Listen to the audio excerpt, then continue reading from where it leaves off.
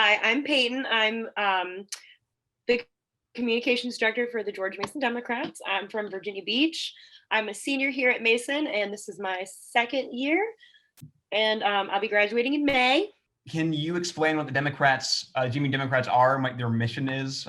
Maybe an obvious question, but just in case. Yeah, so we are a branch of the Virginia Young Democrats. Mm-hmm. We are a college Democrat club. We are responsible, well, not responsible, but we get students engaged in democratic politics at the state, local, and federal level. Mm-hmm. Um, we connect students with resources to work for their candidate, whether it be phone banking, text banking, canvassing. This election, we've been phone banking in different states. Like we were phone banking for Biden in Pennsylvania. I believe we were phone banking for Amy McGrath's opponent in Kentucky. I forgot, but she's running against Mitch McConnell, which, Mm-hmm. Yeah. um, so yeah, we're just on campus, just trying to get everyone engaged in Democrat politics. And we also do a lot of work with getting people to register to vote. Okay. Do you have any specific strategies or activities you do to do that? I know you said about phone banking. Anything else? Well, so non-pandemic, we typically we do a lot of canvassing. I know last year we did a lot of events where prominent candidates were there. Like we've done canvassing events with Beto O'Rourke. We've done them with Stacey Abrams. There was one where Alec Baldwin was Mm-hmm. campaigning for all the local Democrat races, and one of the candidates we worked for a lot, Dan Helmer, he was like promoting him. So like we kind of, like to tell people like, hey, you never know who you're gonna meet when you're with us. And we do a lot of like tabling events. Like last year, during the National Register to Vote Day, we were outside the hub. We were interacting with people. We were asking people if they're registered to vote, if they know like where they're supposed to vote. But this year, because of the pandemic, everything's more virtual. So we've relied a lot on our social media. We've relied a lot on our interns getting the word out. We've relied a lot on our sister clubs, like GMU for Biden, Springfield Democrats, like the JMU Democrats, different schools who have their Democrat club. So we're kind of just all relying on each other to get through this time. And then hopefully once the pandemic ends, like we will go back to tabling Mm-hmm. and like being able to like, give people swag. Cause like, oh man, I miss giving out swag. Dude doesn't love swag. So.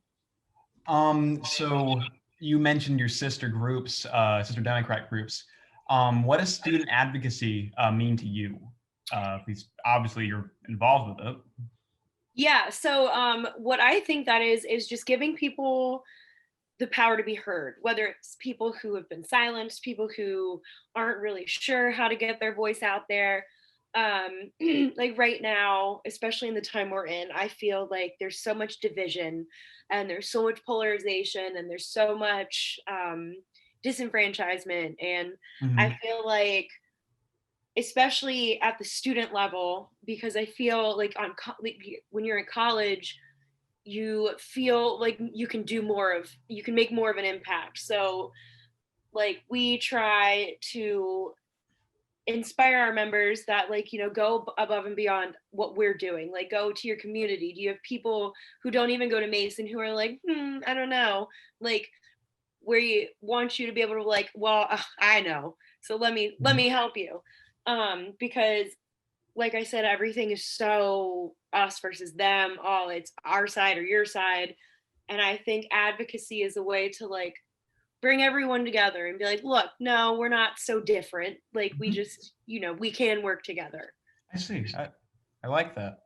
And final question is for when theoretically, if we have the results on Tuesday night and it's a Biden victory, what does that look like for you in advocacy, future advocacy, and then just in the future in general? So I just, I know people are like kind of having PTSD from 2016, like it's, oh, it's Trump or Hillary, like, ugh. Mhm. Okay, but I think, Biden may not be everyone's first choice. And a lot of people are, it's like settle for Biden. But I think if he wins, we will have a sense of security. And that, I feel that if he wins, we can get the virus out of here because Mhm. we will have competent people in charge leading the pandemic like response team and enforcing mask mandates, and like even if we have to shut down again, like just we just have to do it one more time and then Mhm. we're done. Like I feel like Biden can get us out of this. And I feel that a lot of issues that people are worrying about, like Roe versus Wade, and oh my God, you're gonna have to remind me again. The NFL v. Hodges. Yes, like that court ruling, I feel like, and the Affordable Care Act are all kind of like hanging on threads right now. Mhm. And I feel that even if not everything gets done like we want it in the first term, we can at least have the groundwork laid to undo all of these backwards policies that have Mhm. been enacted by the current administration. So I think people are worried, but like if Biden ends up winning, it'll be fine. It'll be much more fine than the alternative, I believe. Thank you so much for willing to be interviewed, and I hope you have a good rest of your day. Absolutely. Thank you so much for having me.